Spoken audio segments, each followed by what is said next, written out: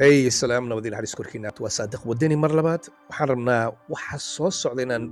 waxaynu idinka sheegno coming soon dhowaan videoga xiga waxa aan soo sii dayn doonaa koorsooyin free oo taxana ah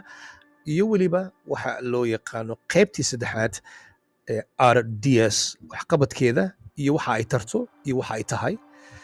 annagoo inta badan dadka uga mahadnaqayna dadka bejajkeena iyo whatsappkii meelana la soo xiriiray waxaan rabnaa inaan weydiino maxaad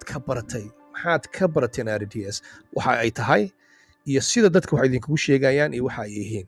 waxaan rabnaa inaan videoga xiga aan ku gud marno iyo weliba waxa loo yaqaano meesha khatarta mudan ay dadka intooda badan ayna weydiiyeen loo yaqaano favor ayagoo kuu sheegaya sida dadka qaarkood ninka kan iyo kuwa kale aan hal tilmaami doono waxa ay yihiin iyo dadka ay la shaqeeyaan iyo sida bohosha dadka ay uga dhacaan waxaan jecelnahay mar walba inaan dadka Soomaaliyeed aan tusino waxa loo yaqaan tusoo itaabsi aqoontu sideeda ma wax la baawsado mana ah wax la iibsan karo waa wax dadka loogu talagalay in loogu anfaco waxaan jecelnahay mar walba inaan runta idin kala hadalno intay macquul tahay waxaan jecelnahay mar walba inaan runta soo tabino annagoo tix raacayna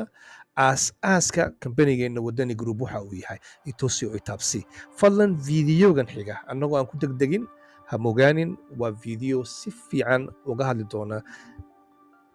RDS waxa loo yaqaano Fiverr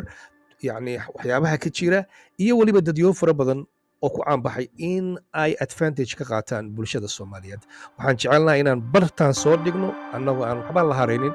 aanan ka xishoon doonin fadlan la soco videoga xiga